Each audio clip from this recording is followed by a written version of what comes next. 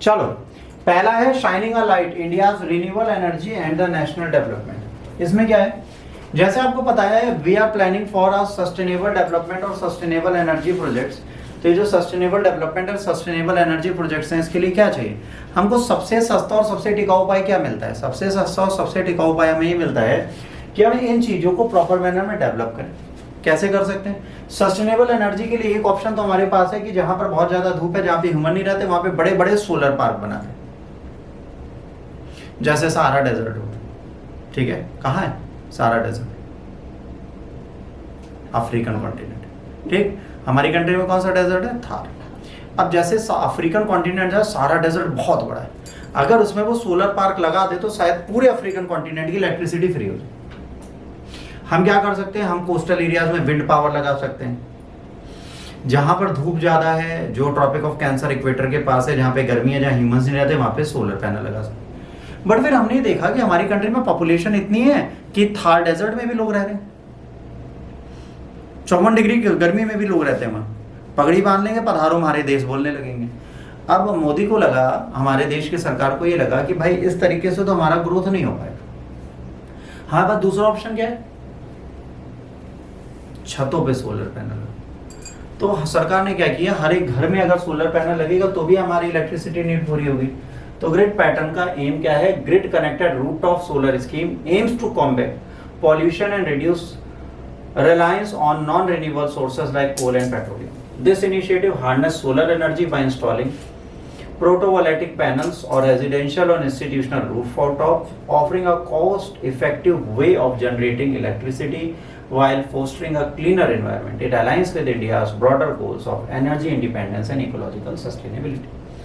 आज की डेट में यदि हम अपनी छतों पर एक रूफ पैनल लगा देते हैं सोलर का, और इस सोलर रूफ पैनल के थ्रू हम इलेक्ट्रिसिटी लेते हैं, तो हम क्या कर रहे हैं? क्लीन, क्लियर और ग्रीन एनर्जी की तरफ जा रहे हैं, जिससे हम नॉन कन्वेंशनल, जो गैर पारंपरिक तरीके हैं जिसमें कोयला आता है, पेट्रोल आता है, उसको जलाने से बचते हैं और बेहतर इलेक्ट्रिसिटी लेके अपने एनवायरनमेंट को पूरा करते हैं। और हमने कोशिश किया कि हम सस्टेनेबल एनर्जी का गोल फुलफिल करेंगे। तो सस्टेनेबल एनर्जी का गोल हम इसी तरीके से फुलफिल कर सकते हैं। DC power from solar panel is converted to AC and fed into the 33 kV to 11 kV grid. अब क्या होता है, डायरेक्ट करंट जो सोलर पावर से मिलता है उसे एक्यूमुलेटेड करंट में बनाया जाता है, फिर 33 kV या 11 kVA के ग्रिड में लाया जाता है। सरफेस एनर्जी ग्रिड को भेजी जाती है ना, और while insufficient solar supply supplemented by the grid power. और कभी कभार क्या होता है, सोलर सप्लाई कम आती है तो एक ग्रिड आपको बिजली वापस भेजती है। ठीक, दोनों काम करते हैं। Programme targeting 40,000 megawatt capacity by 2022 with a central funding scheme 11,814, but इस फेज में नहीं हुआ। फेज 2 में 40% फाइनेंशियल सपोर्ट दिया गया 3 kVA तक रूफ में, और 20% 3 से 10 kVA के ऊपर। अगर आप 3 kVA का लगाते हो तो आपके टोटल फंडिंग का 40% कौन देगा? सरकार देगी। ठीक,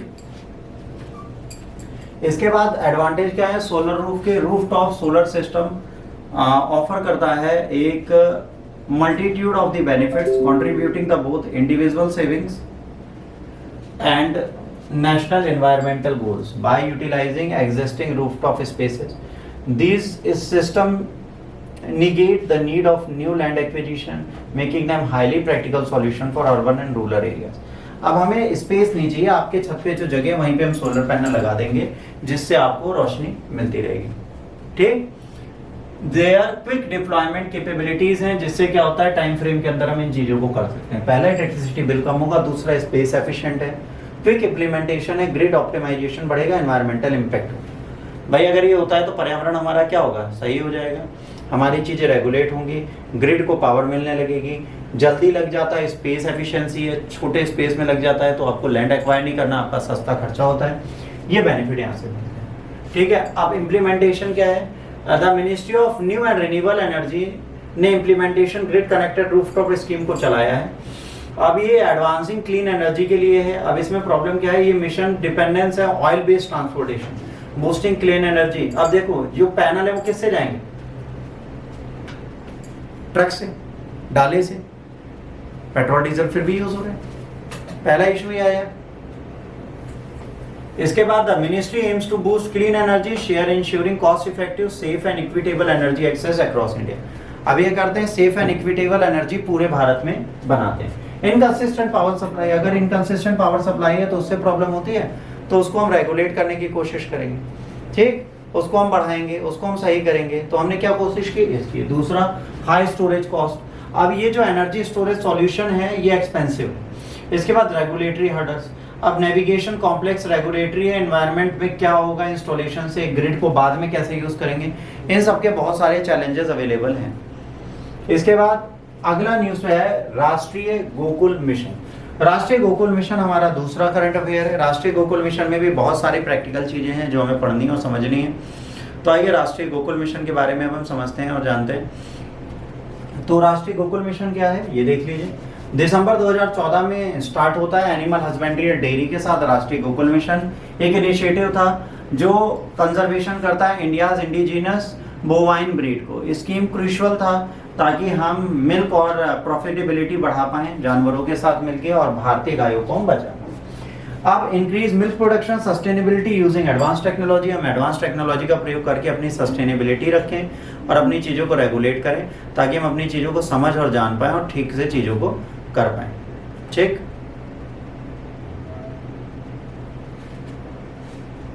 इसके बाद प्रमोट हाई जेनेटिक मटेरियल। अभी क्या करेगा, हाईएस्ट जेनेटिक मटेरियल्स का प्रयोग करेगा और उनको प्रॉपर मैनर में रेगुलेट करेगा और उनके थ्रू इन कामों को करेगा। इसके बाद एक्सपेंड एआई कवरेज। एआई से स्ट्रेंथन करेगा ब्रीडिंग को। आर्टिफिशियल इंसेमिनेशन होगा जो डायरेक्टली फार्मर्स को अवेलेबल होगा, मतलब कृत्रिम रूप से गर्भधारण का प्रक्रिया स्टार्ट होगी। इंडिजिनस ब्रीड को हम कंजर्व करेंगे ताकि ये नेटिव कैटल और बफेलो जो हैं वो हमारी कंट्री में सर्वाइव कर पाए। वल्लभ भाई पटेल विजनरी हैं, ये न्यूज़ में आए हैं बहुत बार, बहुत प्रैक्टिकल चीज़ें इसमें पूछी गई हैं और समझाई गई हैं। तो इन चीज़ों को आपको रेगुलेट करना और समझना है, ये आपको जानना पड़ेगा, ये आपको समझना पड़ेगा और जानना पड़ेगा, ये आपको याद रखना है। ठीक है, तो यहाँ पर क्या है, यहाँ पर कुछ बेसिक चीज़ें हैं जो आपको समझनी और जाननी है। अब ये क्या है, वल्लभ भाई पटेल आपसे एग्जाम में पूछे जा सकते हैं। हाँ सॉरी, विट्ठल भाई पटेल। तो विट्ठल भाई पटेल को आपको बहुत प्रॉपर याद रखना पड़ेगा। तो विट्ठल भाई पटेल के बारे में याद रखिए, 27 सितंबर 1873 में पैदा हुए थे। फिगर है इंडियन इंडिपेंडेंस मूवमेंट के, बहुत बड़े लेजिस्लेटिव एक्यूमेन थे, पॉलिटिकल लीडरशिप थी। और इनके बड़े भाई सरदार पटेल को फाउंडर थे स्वराज पार्टी के। ठीक है, कंट्रीब्यूशन इनका बहुत है भारत को शेप करने के लिए। अब ये पॉलिटिक्स में आते हैं और गेन करते हैं प्रोमिनेंस अपने यंगर ब्रदर वल्लभ भाई पटेल के साथ। कांग्रेस ज्वाइन करते हैं, फिलोसफी का डिफरेंस है महात्मा गांधी के साथ, तब भी आज़ादी की लड़ाई में साथ में लगते हैं। फिर ये बॉम्बे लेजिस्लेटिव काउंसिल में डिमॉन्स्ट्रेट करते हैं अर्ली पॉलिटिकल इन्फ्लुएंस में। को फाउंडर है स्वराज पार्टी के चित्तरंजन दास और मोतीलाल नेहरू के साथ, याद रखना। ठीक है, इसके बाद प्रेसिडेंट बनते हैं सेंट्रल लेजिस्लेटिव असेंबली के 1925 को। पहले इंडियन है जो इस प्रेस्टिजियस पोस्ट को अडॉप्ट करते हैं। इसके बाद एडवोकेट करते हैं इंडियन फ्रीडम को नेशनल इंटरनेशनल प्लेटफॉर्म पे। इनसे क्या क्वेश्चन आपसे पूछा जा सकता है, स्वराज पार्टी में चित्तरंजन दास और मोतीलाल नेहरू के साथ एक और व्यक्ति थे जो वल्लभ भाई पटेल के भाई थे, विट्ठल भाई पटेल। उन्होंने भी फाउंडिंग में योगदान दिया था। ठीक, उन्होंने भी क्या किया था बच्चों, इस चीज के लिए योगदान दिया था। अब आइए अगला पढ़ते हैं। अगला है अंडरस्टैंडिंग ब्लूम सिंड्रोम। एक बीमारी है जिसको हम बोलते हैं ब्लूम सिंड्रोम। आइए अब ब्लूम सिंड्रोम को हम लोग पढ़ते हैं। Bloom syndrome is a rare genetic disorder characterised by the growth delays, increase susceptibility to infections, sun sensitivity, heightened risk of the various cancers if it stems from a malfunctioning BLM gene, which is critical for maintaining DNA structure to repair.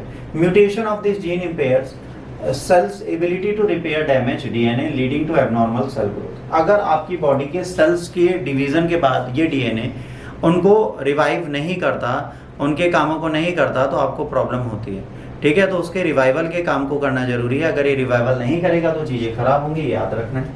तो ये syndrome होता कैसे, आइए इसके बारे में बात करते हैं। ये सिम्टम्स कैसे होते हैं, poor growth, manifest during fetal development after birth, resulting below average height and head circumferences. किसी का सर छोटा रह जाता है, हाइट छोटी हो जाती है। ये इसलिए हो जाती है क्योंकि वो एक ऐसी सिचुएशन होती है जिसमें चीज़ों को ये लोग रेगुलेट नहीं कर पाते। इसके बाद फेशियल एबनॉर्मलिटीज, कुछ लोगों का नैरो हेड हो जाता है, फेस अलग हो जाता है, कान बड़े हो जाते हैं, नाक बड़ी हो जाती है, सारी चीजें यहाँ पे होती हैं। Skin lesions, severe sensitivity sunlight की होती है, leading to the red rashes. अब क्या होता है, जब आपने देखा होगा कुछ लोगों को धूप में ले जाओ तो उनके चेहरे पर बहुत सारे रैशेज आ जाते हैं, तो वो ये जीन की प्रॉब्लम होती है जिससे उनको कैंसर होने के चांसेस जल्दी बढ़ते हैं। Increase cancer risk, livelihood developing various cancers early age में, इम्यून डेफिशिएंसी, कई बार हमारी इम्यूनिटी बहुत वीक होती है तो ईयर और लंग्स के इन्फेक्शन हो जाते हैं, बाद में कैंसर में बदलते हैं। रिप्रोडक्टिव इश्यूज, मेल में स्टेरिलिटी आ जाती है, फीमेल में इनफर्टिलिटी आ जाती है, इसी चक्कर में अगर आप इस जीन को रिपेयर नहीं कर पाते तो। ट्रीटमेंट अप्रोचेस, करेंटली कोई भी स्पेसिफिक ट्रीटमेंट इसका नहीं है, फोकस करते हैं मैनेजिंग सिस्टम को ताकि मल्टी डिसिप्लिनरी अप्रोच रहे, मेडिकल स्पेशलिस्ट एड्रेस करते हैं डाइवर्स हेल्थ चैलेंजेस को। रिसेंटली एक 12 साल की लड़की ब्रूम सिंड्रोम से सक्सेसफुल बोन मैरो ट्रांसप्लांटेशन से स्टेम सेल को ले चुकी है अपने यंगर ब्रदर से चेन्नई में, जिसने बोला है कि अगर बोन मैरो ट्रांसप्लांटेशन है, स्टेम सेल ट्रांसप्लांटेशन हम करते हैं तो हमको गारंटीड इससे हेल्प मिल सकती है, इसलिए इसको हमें यहाँ पे देखने की जरूरत है। Integrated air defence weapon system IADWS, Indian defence research development organisation ने सक्सेसफुली फ्लाइट टेस्ट किया है integrated air defence weapon system का। Multi layered air defence system है जो डिजाइन किया गया है bolster India's aerial defence. This system integrates cutting edge technologies जो रोबोस्ट शील्ड को प्रोवाइड कराता है। अब QRSM लेयर है, मीडियम रेंज मिसाइल कंपोनेंट्स हैं। तो इसके बाद वॉशोरेट्स लेयर है, very short range air defence system है इसमें। इसके बाद ड्यू लेयर है, डायरेक्ट एनर्जी काउंटर मेजर है इसमें। सेंट्रल C2 है, इंटीग्रेटेड कमांड एंड कंट्रोल, ठीक है, इंटीग्रेटेड कमांड एंड कंट्रोल भी यहाँ पर दी गई है। इसके बाद आता है Mudumalai tiger reserve, biodiversity hotspot है एक ये मुदुमलई टाइगर रिजर्व, और ये आपको फिर यहाँ पे याद रखना है। मुदुमलई टाइगर रिजर्व लोकेट करा है नीलगिरी डिस्ट्रिक्ट तमिलनाडु में। वाइटल कंजर्वेशन एरिया है 321 स्क्वायर किलोमीटर का कर्नाटक में। इस बायोस्फीयर में, ठीक है, MTR जो आपका टाइगर रिजर्व है ये 65 मिलियन ईयर्स पहले वेस्टर्न घाट में बना था, ठीक। इसके साथ Wayanad wild life sanctuary, Bandipur tiger reserve, other forest division जुड़े हुए। MTR टाइगर रिजर्व जो है 1960 मीटर से 1266 मीटर ऊंचाई पर है। यहाँ पे एवरग्रीन फॉरेस्ट पाए जाते हैं, ड्राई ट्री फॉरेस्ट पाए जाते हैं, एलिफेंट ग्रास पाई जाती है, बड़े बड़े बांस के पेड़ पाए जाते हैं, टीक और रोजवुड पाई जाती है। MTR रिलेटिव है कल्टीवेटेड प्लांट्स जैसे वाइल्ड राइस एंड सिनेमन। यहाँ पर इलायची और जंगली राइस, जो जंगली आपके चावल हैं उनके प्रोडक्शन यहाँ बहुत होते हैं। इसके बाद यहाँ पर क्या है, फ्लोराफ्यूना यहाँ पर क्या है, यहाँ पर एलिफेंट, गौर, sambar, tigers, Leopold, wild dogs ये सारे पाए जाते हैं। तो टोटल बर्ड स्पीसीज का 8% यहाँ पाया जाता है। ऑस्कर विनिंग डॉक्यूमेंट्री है द एलिफेंट विस्पर, ये यहाँ पर लिखी गई है टिकापाडू एलिफेंट कैंप में जो मुदुमलई टाइगर रिजर्व के अंदर है। तो ऑस्कर विनिंग एक डॉक्यूमेंट्री है द एलिफेंट विस्पर, वो इसी फायर में बनाई गई है। इसके साथ आज के करंट अफेयर का सेगमेंट खत्म होता है। अगर आपको अच्छा लगा तो